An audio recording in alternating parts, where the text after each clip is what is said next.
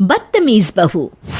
सभ्यता से भरपूर शास्त्री परिवार की इकलौती बेटी मोहिनी को बचपन में ही पढ़ाई के लिए विदेश भेज देते हैं, जहां से वो सालों बाद ग्रेजुएशन पूरी करके इंडिया वापस आती है, जो अब संस्कार, सभ्यता, संस्कृति जैसी चीजों से कोसों दूर होती है। एक सुबह मोहिनी शॉर्ट ड्रेस पहने, कानों में हेडफोन लगाए जोर जोर से इंग्लिश गाने गाती हुई घर में घूम रही होती है। सुबह सुबह भगवान का नाम लेते हैं, राक्षसों की तरह चिल्लाते नहीं। पॉप्स, आपको अच्छे गाने की बिल्कुल समझ नहीं है, so take a chill pill. अरे मोहिनी, पापा से ऐसे बात करते हैं क्या? सारी तमीज भूल गई हो। ओह मॉम प्लीज, इतनी बड़ी भी कोई बात नहीं हुई, सो डोंट ओवर रिएक्ट। ऐसे ही दिन बीतते हैं जिसमें मोहिनी के तौर तरीके, रहने और बात करने का ढंग उसकी मम्मी पापा को परेशान करने लगता है।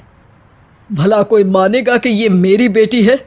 रीति रिवाज और संस्कारों से तो इसका दूर दूर तक कोई नाता नहीं, और अब तो लगता भी नहीं कि कभी होगा। अरे ऐसे कैसे नहीं होगा? लड़कियां सारे नखरे अपने माँ बाप को ही दिखाती है। ससुराल जाकर उन्हें सब कुछ करना भी पड़ता है और मानना भी।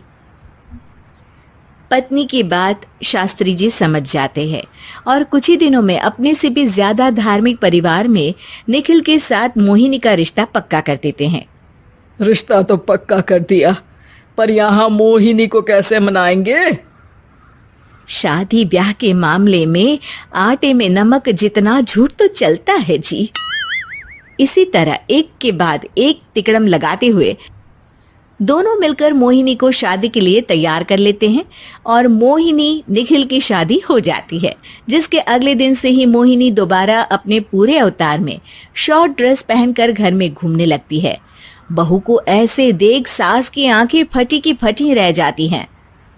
अरे ये क्या बेशर्मी है, हमारे घर की लड़कियां जींस तक नहीं पहनती और तुम बहू होकर इतने छोटे कपड़े पहनकर पूरे घर में घूम रही हो। सीरियसली मॉम, प्लीज आप अपनी इस 80 के दशक वाली सोच में मुझे इंक्लूड मत करो। हाय तौबा, एक तो बेशर्मी दिखाती है, ऊपर से सास के साथ जुबान भी लड़ाती है। अरे जल्दी कपड़े बदल कर आ, घर की पहली आरती तुम्हें ही करनी है। इतनी देर में निखिल भी वहां आ जाता है। माँ, पापा आने वाले हैं, पूजा का सारा सामान तैयार है ना? ये पूजा हमेशा मेरे बॉयफ्रेंड्स के पीछे पड़ी रहती थी और अब हस्बैंड के पीछे भी आ गई।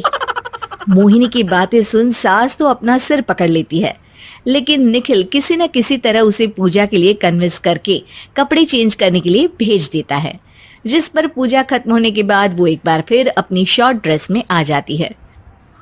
बहू, ये क्या तरीका है? संस्कार नाम की कोई चीज है या नहीं?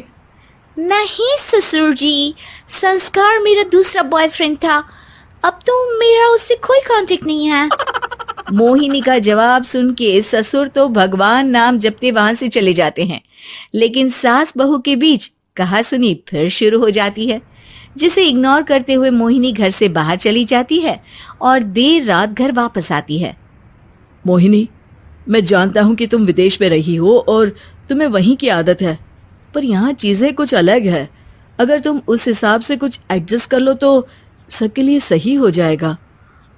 I am not in a lecture mood. Good night. अगली सुबह मोहिनी देर से उठकर एक बार फिर उसी तरह सबके सामने आती है, जिस पर उसकी सास कुछ बोले उससे पहले ही मोहिनी की दोस्त मोनिका और रेचल वहां आ जाती हैं। Oh hi darling, how are you? OMG, we missed you so much. I missed you too darling. Ram Ram, इन्होंने तो तुमसे भी छोटे कपड़े पहने हैं। अरे तुम लोगों के अंदर कोई शर्म लिहाज बाकी भी है या सब बेच खाई? मोहिनी, तुम्हारी मेड कुछ ज्यादा नहीं बोलती? इस पर मोहिनी की दोस्त उसकी सास का मजाक बनाने लगती है, जिसे सुन निखिल उन्हें जवाब देते हुए कड़वे शब्द सुना देता है और वो सुन के वो दोनों तो मुंह बनाए वहां से चली जाती है, लेकिन गुस्से से लाल मोहिनी वहीं खड़ी निखिल को घूरती रहती है। घूर क्या रही हो? तुमसे शादी की ये सोचकर कि विदेश में पढ़ी लिखी हो, घर में कोई पॉजिटिव चेंज लाओगी, अपनी करियर के लिए एम्बिशियस होगी, पर अपने इस बिहेवियर से उस पढ़ाई के साथ साथ अपने मम्मी पापा के नाम को भी डुबो रही हो। अगर तुम्हें ऐसे ही हाल रखना है तो यहाँ रहने की कोई जरूरत नहीं है। निखिल की बातें सुनकर मोहिनी रोते हुए घर छोड़कर अपनी मम्मी पापा के पास वापस आ जाती है। ससुराल में सब कुछ ठीक तो है? वो अपने आप को समझते क्या है? मोहिनी पर चिल्ला रहे हैं? मैं क्यों उसके इशारों पर चलूं? मैं अपनी लाइफ अपने तरीके से जीना चाहती हूँ और वो ना आप लोगों को मंजूर था और ना ही उन्हें है। तुम यहाँ नहीं रह सकती। अपने पापा की बात सुन के मोहिनी हैरान रह जाती है। हाँ, तुमने बिल्कुल सही सुना। अगर तुम्हें अपने इस घमंड, बेशर्मी और बदतमीजी में ही जीना है तो तुम यहाँ भी नहीं रह सकती। बेटी, मैं मानता हूँ हमारे यहाँ रीति रिवाज बहुत मायने रखते हैं और हमने उन्हीं के ओवरडोज से बचाने के लिए तुम्हें विदेश भेजा था। एक लड़की जो शादी करके घर और बच्चे संभालती है, उससे तुम अपने आप को ज्यादा समझ सको इसके लिए भेजा था। तुम उससे ज्यादा समझो और बनो, पर तुम तो किसी दूसरी ही ट्रेन में चढ़ गई बेटा। उसके मम्मी पापा बहुत देर तक मोहिनी को सारी बातें समझाते हैं, जिन्हें सुनकर मोहिनी को अपनी गलती का एहसास होता है।